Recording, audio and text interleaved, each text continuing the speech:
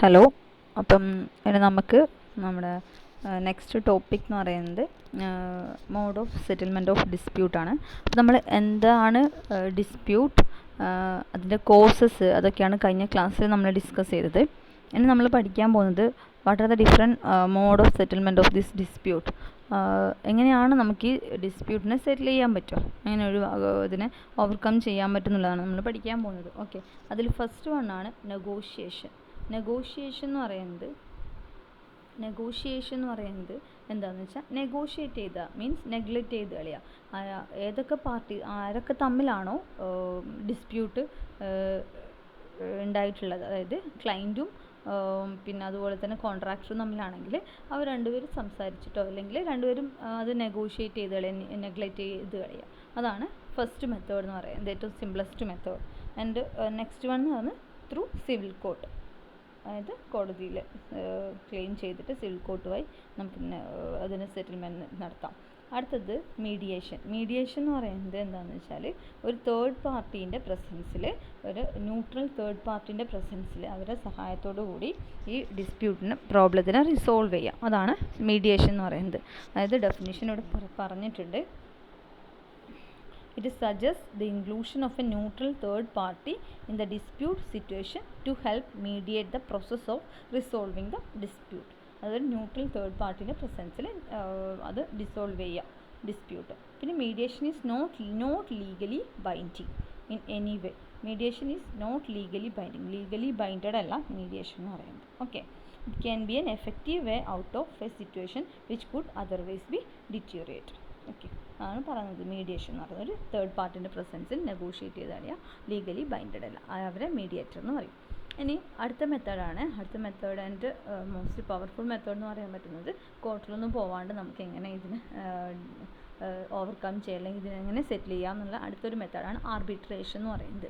Arbitration എന്ന് വെച്ചാൽ simply എന്താണെന്ന് വെച്ചാൽ ഒരു ന്യൂട്രൽ തേർഡ് പാർട്ടീൻ്റെ പ്രസൻസിൽ നമ്മൾ എന്താണ് ഈ ക്ലയൻറ്റിനും ആരൊക്കെ തമ്മിലാണോ ഡിസ്പ്യൂട്ട് ഉള്ളത് അവരെ തമ്മിൽ അവരുടെ ഡിസ്പ്യൂട്ട് റിസോൾവ് ചെയ്യുന്ന ഒരു പ്രോസസ്സാണ്. അപ്പോൾ ഈ ന്യൂട്രൽ തേർഡ് പാർട്ടി എന്ന് പറയുന്നത് ഈ ക്ലയൻറ്റിനും അവർ തീരുമാനിക്കുക ആര് വേണമെന്ന്, അതുപോലെ തന്നെ കോൺട്രാക്ടർ ആണെങ്കിൽ കോൺട്രാക്ടർക്കും തീരുമാനിക്കുക ആരാണോ വേണ്ടതെന്ന്. എന്നിട്ട് അതിനെ ബേസ് ചെയ്തിട്ട് ഒരു ന്യൂട്രൽ തേർഡ് പാർട്ടി ഉണ്ടാവും, അവരെയാണ് ആർബിട്രേറ്റർ എന്ന് പറയുന്നത്. ഈ ആർബിട്രേറ്റർ എന്ന് പറയുന്നത് അതായത് ഒരു ജഡ്ജായിട്ട് ആക്ട് ചെയ്യുന്നു. നമ്മളെ കോർട്ടിലെ ജഡ്ജിനെ പോലെ ഒരു ഒരു ജഡ്ജായിട്ടാണ് ആക്ട് ചെയ്യുന്നത്. അപ്പോൾ അങ്ങനെ ഒരു ആർബിട്രേറ്ററെ വെച്ചിട്ട് അവർ എന്ത് ചെയ്യുക, ഇതിനെ റിസോൾവ് ചെയ്ത് കളയുക, ഈ പ്രോബ്ലം സെറ്റിൽ ചെയ്യുക. അതാണ് ആർബിട്രേഷൻ എന്ന് പറയുന്നത്. എനിക്ക് ആർബിട്രേഷനെ കുറിച്ചിട്ട് കുറച്ച് ഡെപ്തിൽ പഠിക്കാനുണ്ട് കാര്യങ്ങൾ. അപ്പോൾ നോക്കാം എന്താണെന്ന് വ്യക്തമായിട്ട്. ഇപ്പോൾ ഇവിടെ നോക്കുക, ഇഫ് എ പാർട്ടി ഡെഫിനിഷൻ എന്ന് പറഞ്ഞാൽ if a party decided to go for arbitration there will again have a neutral third party enter the situation to help resolve it. In arbitration, parties agree to the arbitrator who has the relevant experience to engage in the matter. The arbitrator considers documents and facts that concern the situation and can make a decision that favor one side of the party fail to achieve the consensus. Arbitration can be legally binding depending on the jurisdiction. Arbitration എന്ന് നമ്മൾ mediator എന്ന് പറയുന്നത് legally binded ആയിരുന്നില്ല, but arbitration എന്ന് പറയുന്നത് നമുക്ക് it can B legally binded ആക്കാൻ പറ്റും. ആർബിട്രേഷൻ എന്ന് പറയുന്നത് ഒരു ആർബിട്രേറ്റർ എന്ന് പറയുന്ന ഒരു ന്യൂട്രൽ തേർഡ് പാർട്ടിൻ്റെ പ്രസൻസിൽ സോൾവ് ചെയ്യുന്ന ഒരു method. Cost of arbitration can be significantly higher than that of other method, sometimes even A high has legal proceedings. But ഇതിൻ്റെ ഒരു ഡിസഡ്വാൻറ്റേജ് എന്ന് പറയുന്നത് ഇതിൻ്റെ കോസ്റ്റ് ഹയർ ആയിരിക്കും. കോർട്ട് പ്രൊസീജിയർ അല്ലെങ്കിൽ ലീഗൽ പ്രൊസീജിയറിനേക്കാളും കുറച്ചുകൂടി ഹയർ കോസ്റ്റ് ആയിരിക്കും ഇതിനുണ്ടാവുക എന്നാണ് പറയുന്നത്. ഓക്കെ, ഇനി ഡിസ്പ്യൂട്ട് റെസൊല്യൂഷൻ്റെ എങ്ങനെയൊക്കെ നമുക്ക് ഡിസ്പ്യൂട്ട് ഇല്ലാതാക്കാം, റിസോൾവ് ചെയ്യാൻ പറ്റും, അതാണ് നോക്കാൻ പോകുന്നത്. ഡിസ്പ്യൂട്ട് അറൈസ് ചെയ്യുന്നത് നമുക്ക് റെഡ്യൂസ് ചെയ്യാനുള്ള എന്തൊക്കെയാണ് അതിനുള്ള സ്റ്റെപ്സ് അല്ലെങ്കിൽ എന്തൊക്കെയാണ് അതിന് വേണ്ടി നമുക്ക് ചെയ്യാൻ പറ്റുന്നതെന്ന് പറയുന്നത്. ഫസ്റ്റ് വൺ എന്ന് പറഞ്ഞാൽ properly assessing risk properly assess ചെയ്യുക. പിന്നെന്താണ് preparing clear unambiguous and consistent project information with defined information release schedule. അതായത് ഒരു clear and unambiguous and constant project information prepare ചെയ്യുക. പ്രൊജക്റ്റ് ഡോക്യുമെൻ്റ് പ്രിപ്പയർ ചെയ്യുമ്പോൾ ക്ലിയർ ആൻഡ് വ്യക്തമായിട്ടുള്ള and consistent ആയിട്ടുള്ള project report prepare ചെയ്യുക. പിന്നെ റിസ്ക് പ്രോപ്പർലി അസസ് ചെയ്യുക. പിന്നെ അതിൻ്റെ എൻഷുറിങ് ഫണ്ടിങ് ഈസ് ഇൻ പ്ലേസിൽ ഫണ്ടിങ് ആ പ്രൊജക്റ്റിന് കംപ്ലീറ്റ് ചെയ്യാൻ ആവശ്യമായ ഫണ്ടിങ് ഉണ്ടാകുന്നുള്ള കാര്യം എൻഷുർ ചെയ്യുക. അതൊക്കെയാണ്. പിന്നെ selecting an appropriate procurement route with suitable allocation of risk using standard unmodified form of contract. Standard main process main ശ്രദ്ധിക്കേണ്ട ഒരു കാര്യം എന്ന് പറയുന്നത് ഒരു standard and unmodified contract select ചെയ്യുക അല്ലെ യൂസ് ചെയ്യുക എന്നുള്ളതാണ്. പിന്നെ ചേഞ്ചസ് മിനിമൈസ് ചെയ്യുക. അതൊക്കെയാണ് നമ്മൾ റിസോൾവ് ചെയ്യാനുള്ള കുറച്ച് സ്റ്റെപ്സ്, ശ്രദ്ധിക്കേണ്ട കുറച്ച് കാര്യങ്ങൾ എന്ന് പറയുന്നത്. പിന്നെ managing third party dependencies, adopting collaborative working practices, അങ്ങനെയെല്ലാം കുറച്ച് കാര്യങ്ങളൊക്കെ എന്തൊക്കെയാണെന്ന് ഇവിടെ ജസ്റ്റ് വായിച്ചു നോക്കിയാൽ മതി, അത്രയേ ഉള്ളൂ. Not taking action to mitigate the problems, taking and setting dispute quickly, അങ്ങനത്തെ കുറച്ച് കാര്യങ്ങളൊക്കെ ചെയ്ത് കഴിഞ്ഞാൽ നമുക്ക് ഡിസ്പ്യൂട്ട് മിനിമൈസ് ചെയ്യാൻ പറ്റും. ഓക്കെ, അപ്പം എന്താണ് ഡിസ്പ്യൂട്ട്, അതിൻ്റെ കോസസ് എന്താണ്, എങ്ങനെ അതിനെ റിസോൾവ് ചെയ്യേണ്ട 4 കാര്യങ്ങൾ മെത്തേഡ്സാണ്. മോഡ് ഓഫ് സെറ്റിൽമെൻ്റ് ആണുള്ളത്. First one negotiation, second one through civil code, third one mediation and fourth one is arbitration. Okay, ഇനി എന്താണ് ആർബിട്രേഷൻ എന്നുള്ളത് നമുക്ക് ഡീറ്റെയിൽ ആയിട്ട് നോക്കാം. ഓക്കെ, ആർബിട്രേഷൻ എന്ന് പറയുന്നത് it is a form of alternative dispute resolution. ഒരു ഓൾട്ടർനേറ്റീവ് ഡിസ്പ്യൂട്ട് റിസൊല്യൂഷൻ ഒരു ഫോമാണ് ആർബിട്രേഷൻ എന്ന് പറയുന്നത്. If parties decide to go for an arbitration, there will again a neutral third party entering the situation to help resolve. അതായത് ഒരു companies തമ്മിലോ ആരെങ്കിലും തമ്മിൽ dispute ഉണ്ടായിക്കഴിഞ്ഞാൽ അവർ ആർബിട്രേഷൻ പ്രോസസ്സിന് പോകുകയെന്ന് വെച്ചാൽ അതിൻ്റെ മീനിങ് എന്താണ്, ഒരു ന്യൂട്രലായിട്ട് നിൽക്കുന്ന രണ്ടുപേരുടെയും സ്വാധീനിക്കാത്ത രീതിയിൽ ഒരു ന്യൂട്രൽ തേർഡ് പാർട്ടീൻ്റെ പ്രസൻസിൽ അവർ റിസോൾവ് ചെയ്യുന്നതാണ് അതിൻ്റെ മീനിങ് എന്ന് പറയുന്നത്. അപ്പോൾ ഇതിനൊരു ആൾട്ടർനേറ്റീവ് ഡിസ്പ്യൂട്ട് റെസൊല്യൂഷൻ എന്നാണ് നമ്മളിതിന് പറയുന്നത്. Okay, in arbitration, parties agree to the arbitrator who has a relevant experience in engaging in the matter. ആർബിട്രേഷൻ്റെ അകത്ത് ഡിസ്പ്യൂട്ട് ഉണ്ടായ രണ്ട് പാർട്ടീസും ഈ ആർബിട്രേറ്റർ പറയുന്നത് എന്താണോ അത് ഏതായ ആർബിട്രേറ്ററാണ് ചൂസ് ചെയ്യുന്നത് അവർ എഗ്രി ചെയ്ത്, രണ്ടാൾക്കാർക്കും എഗ്രി ആയിട്ടുള്ള ഒരു ആർബിട്രേറ്റർ ചൂസ് ചെയ്തിട്ടാണ് പ്രൊസീഡ് ചെയ്യുന്നത്. ഓക്കെ, പിന്നെ arbitrator consider document and fact that concern the situation and can make a decision that favor one side of the parties fail to achieve. Arbitration can be legally binding depending on the jurisdiction. നേരത്തെ പറഞ്ഞ കാര്യങ്ങൾ തന്നെയാണ്, legally binded ആണ് arbitration എന്ന് പറയുന്നത്. Okay, arbitrator may be said to be a domestic court. arbitrator എന്ന് പറയുന്നത് said to be a domestic court where arbitrator act as a judge. Arbitration method എന്ന് പറയുന്നത് ഒരു ഡൊമസ്റ്റിക് കോർട്ടായിട്ട് ആക്ട് ചെയ്യുന്നു, അവിടെ ആർബിട്രേറ്റർ ഒരു ജഡ്ജായിട്ടും ആക്ട് ചെയ്യുന്നു. ഓക്കെ, ഇതാണ് ആർബിട്രേഷൻ. എന്താണ് ഈ ആർബിട്രേഷൻ നീഡ് എന്നുള്ള കാര്യം നമുക്ക് നോക്കാം. Need for arbitration. Arbitration can provide better protection for your asset by minimizing your risk of large loss sometimes seen with jury verdicts.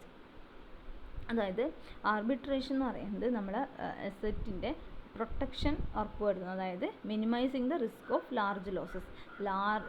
കുറേ ലോസസ് ഉണ്ടാകുന്നതിൽ നമ്മൾ കോർട്ട് ആക്ഷനിലൊക്കെ പോയി കഴിഞ്ഞാൽ ചിലപ്പം ഒരുപാട് പാരിതോഷികം അതിനൊരു അതായത് എന്തെങ്കിലും ഒരു കേസിന് പോയി കഴിഞ്ഞാൽ നമുക്ക് കുറേ നഷ്ടങ്ങളുണ്ടാവും. അപ്പോൾ അത് ചെറിയ രീതിയിൽ മിനിമൈസ് ചെയ്ത് നമ്മൾ ആർബിട്രേഷനാണ് ചൂസ് ചെയ്തതെങ്കിൽ ഓക്കെ, അതാണ് പറയുന്നത്. Arbitration can provide flexibility in scheduling whereas court when you are told when and where to show up without much room to negotiate. അത് ആർബിട്രേഷൻ്റെ കേസിൽ എന്താണ്, നമുക്ക് രണ്ട് പാർട്ടീസിൻ്റെയും സമയത്തിനനുസരിച്ചിട്ട് നമുക്ക് എന്താണ് അത് ഷെഡ്യൂൾ ചെയ്യാൻ പറ്റും. അതായത് ഷെഡ്യൂളിങ്ങിനകത്ത് കുറച്ച് ഫ്ലെക്സിബിലിറ്റി പറ്റും ആർബിട്രേഷൻ്റെ കേസിൽ, അതാണ് പറയുന്നത്. Okay, arbitration can put an end to a case fast. നമ്മൾ കോർട്ട് ആക്ഷനിൽ, അതായത് ഒരു കോർട്ടിൽ കേസ് ക്ലെയിം ചെയ്തിട്ടാണ് പോകുന്നതെങ്കിൽ അതിനേക്കാളും അതിൽ കുറേ ടൈം എടുക്കും, ചിലപ്പോൾ മേ ബി ഇയേഴ്സ് എടുക്കും. പക്ഷേ ആർബിട്രേഷനാണ് നമുക്ക് പെട്ടെന്ന് തന്നെ അത് എൻഡ് ചെയ്തിട്ട് നമ്മൾ പ്രോജക്റ്റിൻ്റെ ബാക്കിയുള്ള കാര്യങ്ങൾ ചെയ്യാൻ പറ്റും. ഓക്കെ,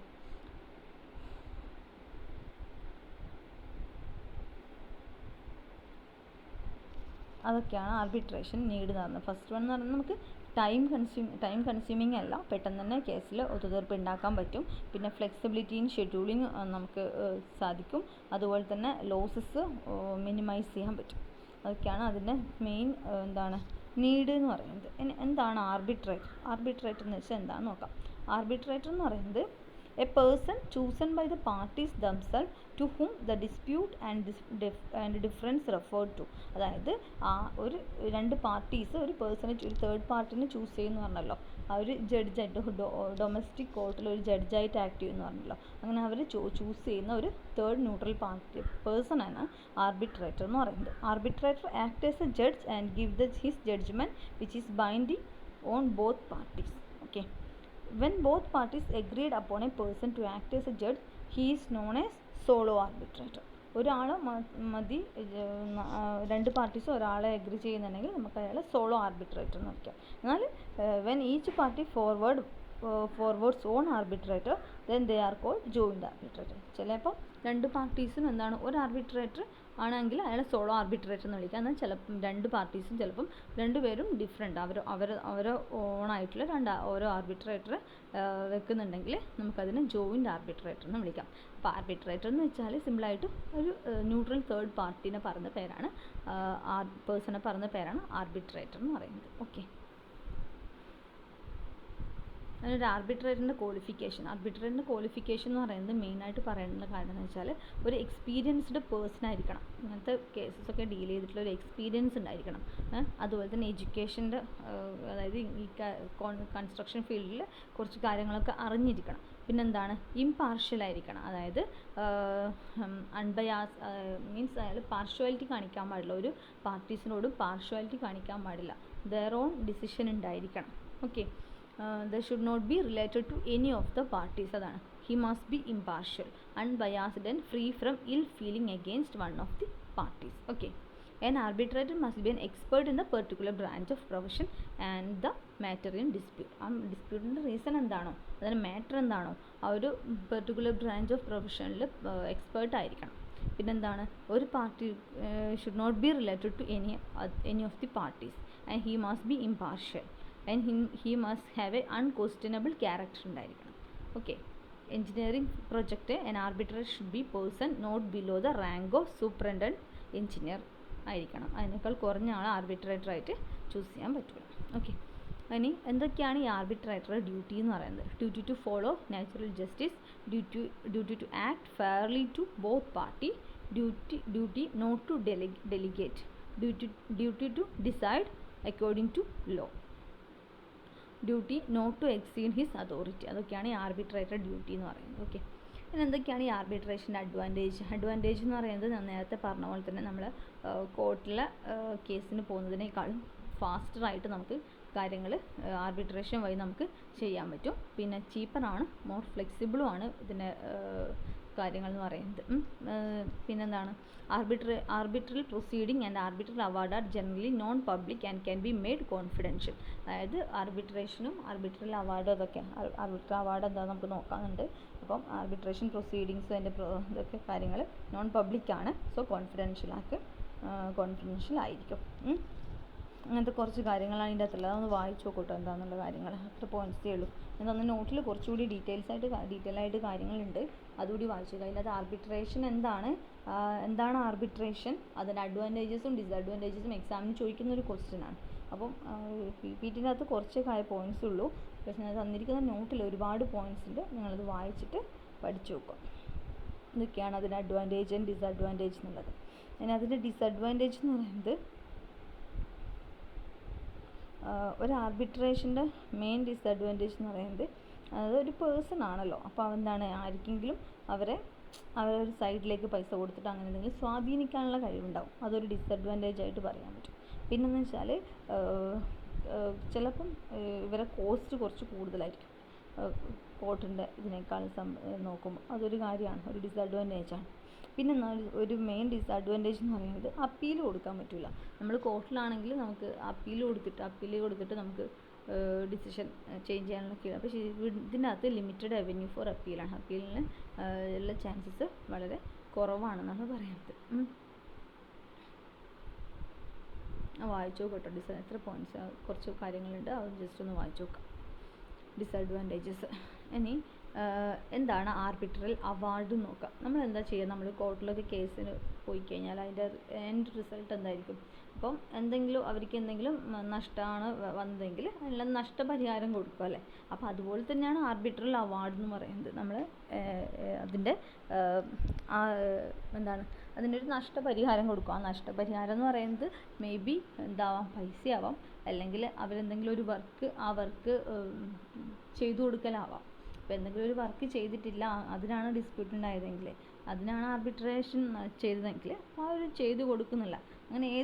അങ്ങനത്തെ ഏത് ഫോമിലും ആവാം ഈ ആർബിട്രൽ അവാർഡ് എന്ന് പറയുന്നത്. അപ്പോൾ ആർബിട്രൽ അവാർഡ് എന്ന് വെച്ചാൽ എന്താണ്? ഇവിടെ നോക്കുക, ഡെഫിനിഷൻ പറഞ്ഞിട്ടുണ്ട്. Arbitration award are characteristically an award of damage against a party. In many jurisdictions, tribunal have a range of remedies that can form a part of the award. അതായത് ഒരു പാർട്ടീൻ്റെ ഡാമേജിന് എഗെയിൻസ്റ്റായിട്ട് നമ്മൾ കൊടുക്കുന്ന ഒരു അവാർഡാണ് അതിൻ്റെ ആർബിട്രേഷൻ എന്ന് പറയുന്നത്. അതായത് അവർ നഷ്ടപരിഹാരം കൊടുക്കുക, അതന്നെ ആ ഒരു ടേമിനെയാണ് ആർബിട്രേഷൻ അവാർഡ് എന്ന് പറയുന്നത്. It may be a payment of money ആവാം. കൺവെൻഷണൽ ഡാമേജ് ആണെങ്കിൽ നമ്മൾ പൈസ കൊടുത്തിട്ടാണ്, പൈസയാണ് നമ്മളതിന് ഡാമേജ് റിസോൾവ് ചെയ്യാൻ വേണ്ടിയിട്ട് കൊടുക്കുന്നത്. അപ്പോൾ പേയ്മെൻറ്റ് ഓഫ് മണി എന്ന ഫോമിൽ നമുക്ക് പാരിതോഷികമായിട്ട് നൽകാം. അല്ലെങ്കിൽ making of declaration to any matter to be determined in the proceeding. In most jurisdiction the tribunal has same power as a court.